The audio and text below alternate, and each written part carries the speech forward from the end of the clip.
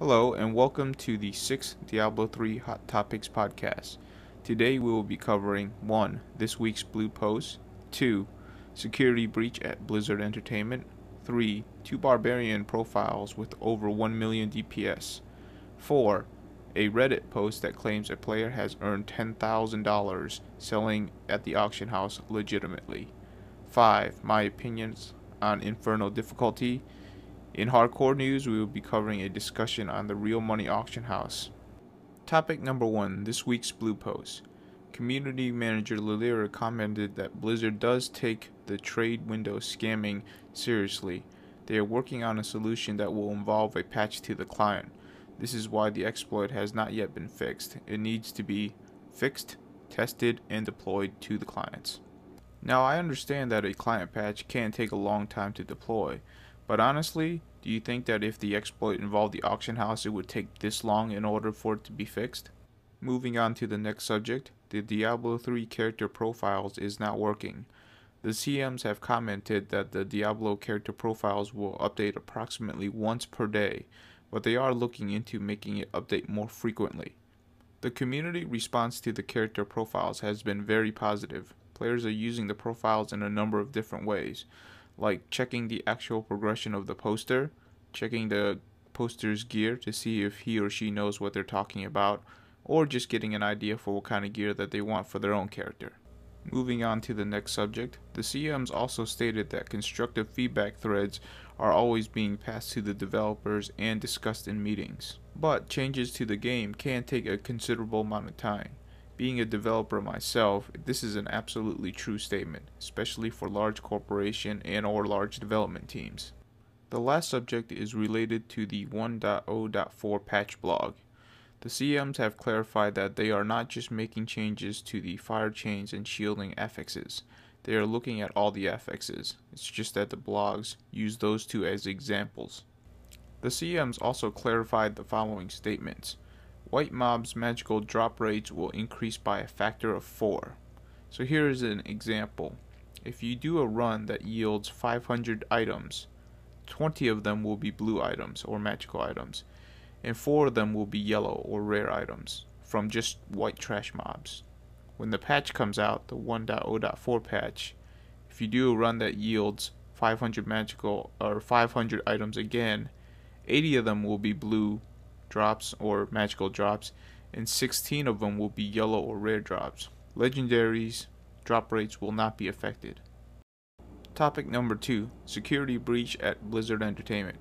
In a security post, Blizzard security teams has found an unauthorized and illegal access to their internal servers.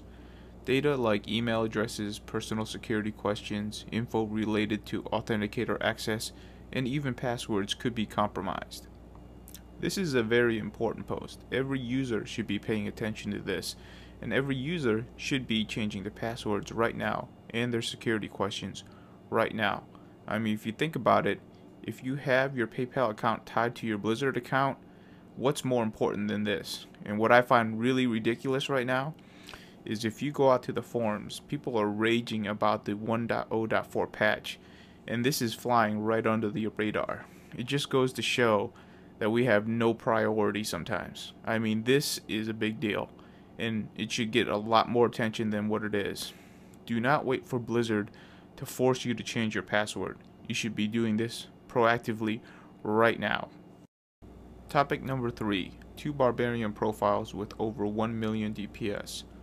Links of 2 Barbarian Profiles have been showing up in both the softcore and hardcore forums. I have to say, this looks really impressive. I had no clue that this was even possible. I do also have to wonder if a nerf is coming because something like this is possible, and if it's even viable for something like hardcore. Topic number 4. On a Reddit post, a player claims that he has earned $10,000 selling items in the auction house legitly. By legitly, I mean that the player did not use any bots or hacks in order to get the items that he has sold. He pretty much stated that he has been playing 8 to 14 hours a day for the last 2 months. I'm sure everybody wants to earn $5,000 a month playing a video game, but would you really be interested in playing a video game that you had to play 8 to 14 hours every day? I mean, that doesn't sound like something that would be very fun to me. Also, if you take this at face value, you would also have to wonder how much the botters and hackers are making if he can make $10,000 just by himself playing legitly. Topic number 5. My opinion on Inferno level difficulty. So, if you're a developer, when you first sit down to design a game, your goal is to design a game that's challenging to the player without frustrating him, because then he would just leave, or he just wouldn't play your game. Now, challenging is subjective, so that's why we have easy, medium, hard, or whatever you want to word it. And Diablo 3 has the exact same thing. We have normal, we have nightmare, and we have hell. But then we come to Inferno, and Inferno is completely different because most games are designed to challenge the player.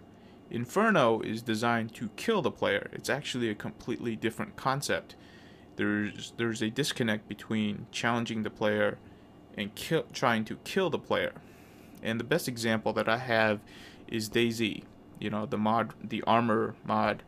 DayZ, pretty much every mechanic in that game is designed to kill the player.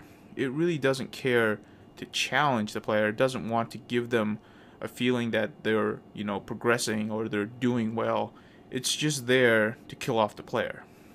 Now, a lot of players find this very interesting. That's probably part of the reason why DayZ is so popular, is that most games aren't designed that hardcore, in which everything that they do or come across is trying to kill them.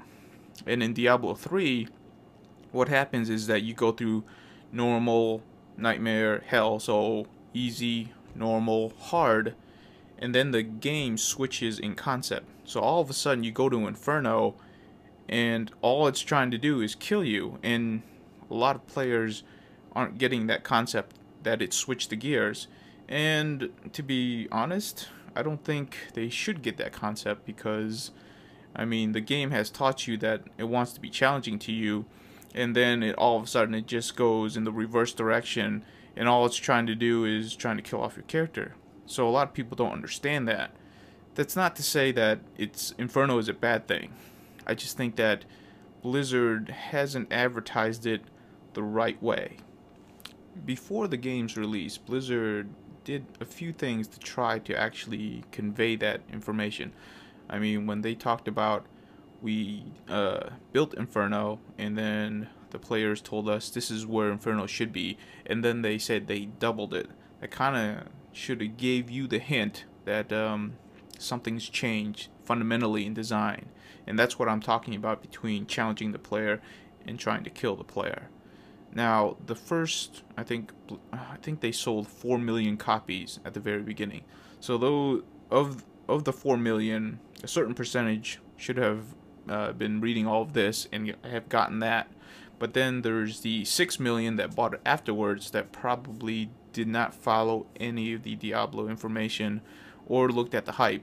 So they would probably be completely confused. If I didn't follow Diablo as closely as I have, and then I hit Inferno, and it's just completely different, I probably would think the same thing. It's almost like you need to have a screen, like right before Inferno, saying, "Hey, this area is different from the rest of the areas. We designed it completely differently. This is supposed to be something that's hardcore, and that not everybody's going to be into." The problem is that the way the game's designed, if you're not playing Inferno, you kind of look down upon. So it's like, how do we fix this? And I don't think right now in the current game design there is a way to fix this. You either scale it back down to make it in line with the progression of difficulties, or you just kind of have to relegate it to its own section. It's kind of like make it its own ladder. It's like Inferno is its own ladder, and so that you can segregate it from normal, easy, hard. But anyhow, that's my example. That's what I think of what Inferno difficulty really is like right now. In hardcore news, players discuss the real money auction house in hardcore. It looks like the majority of players do not want the real money auction house in hardcore. The players state that they don't want botters and farmers infesting hardcore, And they bring up the fact that players will rage over the fact that they lose gear because of connection problems. And we all know that when you lose a character, it's always a server problem that caused it. Now, the people that do want the auction house, they'll say that there's already third-party sites that are already selling items in hardcore. And they will also state that the softcore to hardcore Go exchange is basically the same thing. My opinion on this is that the players want to keep this exclusive, and the sellers, they know that they can make more money in hardcore due to the fact that items actually leave the economy.